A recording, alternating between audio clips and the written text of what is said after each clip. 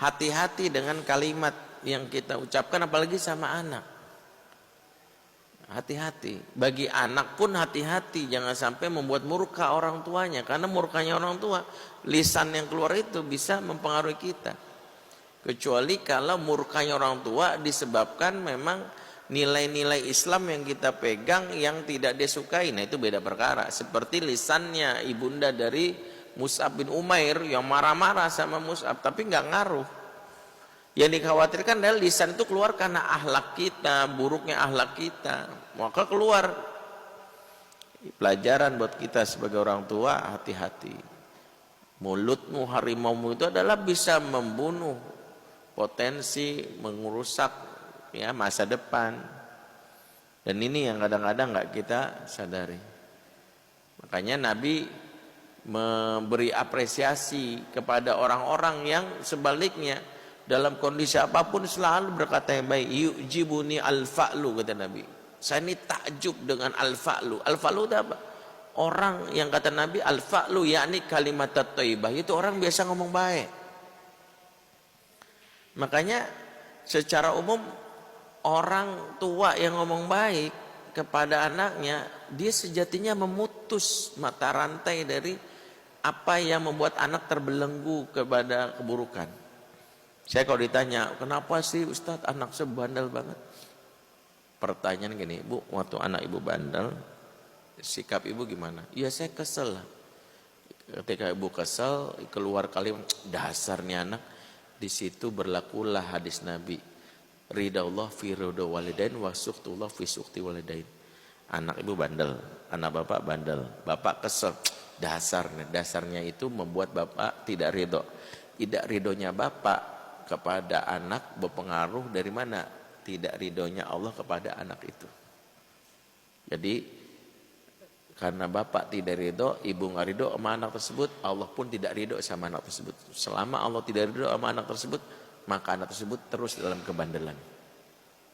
Terus gimana supaya anak itu berubah jadi baik? Salah satunya adalah bandelnya anak putus siklusnya, sebandel-bandelnya dia. Sikap kita tetaplah membuat anak itu merasa disayang. Tetap merasa disayang. Coba deh, Nabi Nuh alaihissalam itu contoh konkret, inilah the real parenting. Bagaimana Nabi Nuh punya anak bandelnya luar biasa. Anak bapak mungkin mabok, ada yang mabok, judi, zina, itu belum seberapa bandel.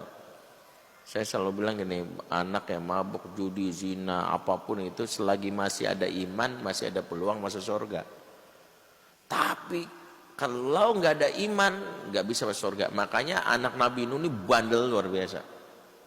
Tahu bandelnya apa? Kafir. Orang tuh kalau udah kafir, bandelnya udah nggak kehitung, udah ngebandel banget itu.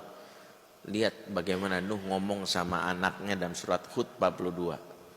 Ya bunayya irkam ma'ana wala takum ma'al kafirin. Wahai anakku sayang. Yang saya garis bawahi kalimat awalnya itu, wahai anakku sayang. Anaknya bandel banget, tapi lisannya Nuh bilang apa? Wahai anakku sayang. Jujur, kita manggil sayang pas anak ngapain biasanya? Hah? Anak ngapain? Lagi baca Quran. Masya Allah, sayangnya papa sini. Lagi ngomong saya, lagi dia baca Quran.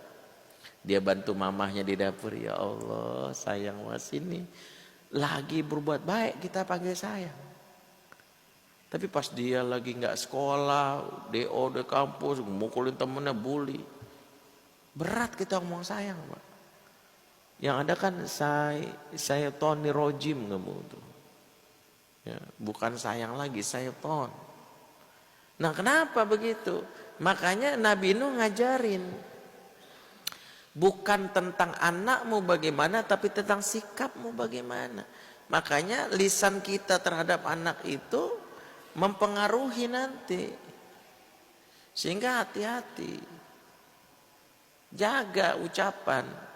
Makanya Imam Sudais, dan kisah ini sudah sangat masyhur, dia bisa menjadi ulama itu kan karena ibunya yang diantaranya sebandel, semarah-marahnya jaga lisan. Dia ibunya udah masak capek-capek dari tamu, malah makanan yang dibuat ibunya di dapur dihabisin sama sudais kecil. Ibunya waktu ngeliat dapur langsung habis, makan habis, marah manusiawi. Tapi untungnya ibunya udah belajar cara marah ke anak yang elegan.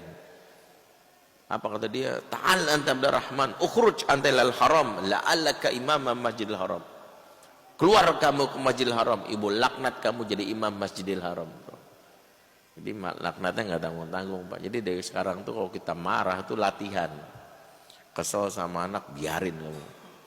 Jadi presiden kamu. Biarin kamu. Gitu Pak. Ya. Jadi kita ini kadang-kadang lupa untuk men-setting lisan kita.